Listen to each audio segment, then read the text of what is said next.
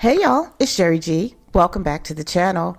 So look, I'm here to talk about some more Love and Marriage Huntsville mess. It's a mess, y'all. All of the stuff that's been going on, the interviews, the clips that have been dropped, the YouTube chatter, all of the things that have been going on between the castmates on social media and all of that. It's just a big mess. But OWN just dropped another clip to get us prepared for what we're going to see tomorrow night on episode 3 of this season 9. And y'all, I don't know. It's a bad look to me. So anyway, y'all, I'm going to go ahead and drop the audio for that particular clip. And then I'm going to come back and give my commentary. I don't know, y'all. I was really kind of, how do I want to put it? Disappointed. I'm just going to use disappointed, okay? Just to kind of keep it light. But what I'm seeing with this family, it's Trish, it's Marquez and Ken, is very disheartening to me. I know that, like I said, I'm just going to show you a clip. I know there's a lot of edits that have been done. And obviously we'll see more tomorrow night, but this is just a bad look in my opinion. Anyway, enough of that. I'm going to go ahead and drop the clip. Then I'll come back with my commentary. Keep in mind though, that the words I express in my commentary, it's just my thoughts, my views, my opinions, my way of seeing things. Everything is alleged. I don't know if it's true or not, right? And it's all for entertainment purposes and all that jazz. Hang tight. Let me drop the clip or the audio of the clip. Hug my daughter at night? Do you pray? Do you hug my daughter at night, bro? Honestly, do you hug my daughter at night? Yeah, we definitely show affection. You do? Yeah. Her and my daughter are really good friends. They spend the night together. Exactly. Yeah, okay. We do. How do I know that? But here's the thing. Why would you know? Baby, what you mean? Because he's around my daughter and my son. I cut them umbilical cords, Trish. I don't care. What do you mean you don't care? So you tell me you can erase. Hey, hold on. You can erase 6 or 7, 10 years just of because he does that doesn't mean you don't have to pull up and do the same damn thing. Nobody has stopped you. Nobody has said you can't come and see your kids. Never. See. Okay, y'all. So, look, I don't even understand why Marquez is having this conversation with Ken. Because at the end of the day, it doesn't matter. It just doesn't matter. I just need for Marquez to just pull up and be the father that his children need. And for Ken to realize that he is not their natural father. That Marquez is their natural father. And they have a right to have access to their father. They have a right to build their relationship with their father. The same thing for Trish. Let whatever happened in the past, let it go. There's nothing he can do about the past. Right, wrong. People, we can argue about that all day long because we really don't know all of the intimate details of what actually happened. On the surface, it seems like Marquez was wrong. I would say that abandoning your children is wrong. However, I don't know all of the details, right? There's so much missing. Like, we only see these little clips. We don't know these people personally. So we can only go by what we see here. So me just thinking about it, I'm thinking there might be a whole lot more going on or that went on than we actually know. I see how, Anyway, I just feel like it's just time to just let this go about what he used to do and let him come into the children's life and be what he's trying to be now. And what we know, what he's trying to be now, if you go back and you look at his IG, you can see that he is now having a relationship with his children. You can tell his children love him. He's trying to be there for his children. In fact, he has moved back to Huntsville. So he's purchased a home. He's moved back to Huntsville. He actually shows himself on social media, taking his son through the house that he purchased. So anyway, and we know that currently Trish and Marquez are in court. She actually did, I think it was September maybe, she filed for divorce, but there are some stipulations because the divorce is being contested by Marquez. There are certain things he wants, and the things that he wants has to do with, the custody of his children and things like that.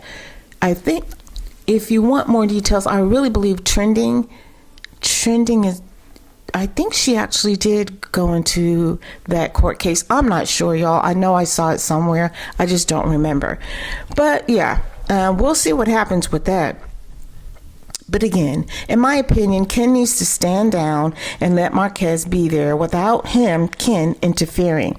And no matter what or where he was, like I said in the past, anyway, y'all, I'm just going to leave this alone until the show airs Saturday and we see what happens. Because I understand that this was heavily edited and we just saw a little clip that's supposed to get us enticed and ready for the show. I don't know that this particular clip, though, was all that intriguing. It wasn't intriguing to me. But anyway, I'm here to give commentary, so that's what I'm going to do. Now, I want to talk about the show's executive producer, Carlos King, because he is buzzing all over social media and YouTube. He recently made an announcement regarding rebranding Love and Marriage Huntsville. I think he actually even said he's going to be rebranding his whole life here recently. Anyway, when I sat back and I listened to that, in my mind, now this is me, this is just my opinion and my way of seeing things, but for me, it's an acknowledgement that the show isn't working anymore. I mean, when we look at the ratings from when the show first aired, they have dropped astronomically. So when the show first aired, I think we were somewhere like 700K viewers, and now it's like just over 200K viewers. So that's a big drop, y'all. A big drop.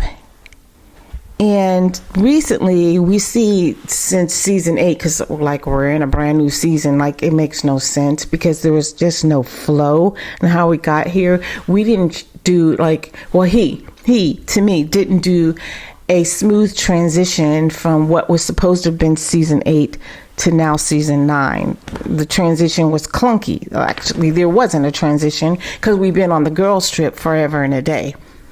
But anyway, y'all, it seems as though he's trying to now paint a picture as if the fans are the issue with the show. That the fans, Mel's fans in particular, are the issue with the low ratings. And yes, a lot of Mel's fans have blacked out. They're on a major blackout. But it's not because... And it is because of what they're seeing on the show. But it's not their fault, right? They have a right to stand up. They have a right to black out, those who have. And what I'm trying to say is he's blaming them, but he's not listening to them. He's not listening to the reasons. And then there are a lot of people who are not even Mel's fans who don't watch the show anymore. I've seen numerous people saying, I'm not a Mel fan, but I don't watch that show anymore because it's trash. Carlos is not listening to the viewers as a whole. So, yeah, like he's been on this witch hunt bashing Mel's fans since season 8. In fact, it was the baseline for all of the conversations aired on the show during season 8, as well as the first 2 episodes of this supposed new season. He's berated those who bring attention to the show, in my opinion, those who have helped to keep the show somewhat afloat. Yes, there are some who go too far, but that is par for the course. Majority of the fans and viewers, from my point of view, across the board, they don't fit that mold though. They don't go too far, or we don't go too far. But no matter what he does, like he wants to rebrand, but the bottom line is, no matter how he rebrands this show or what he does to escape the negativity and the non-giving storylines, he's still taking himself along for the ride. He's still behind it all. The same creative mind, the same overall mindset.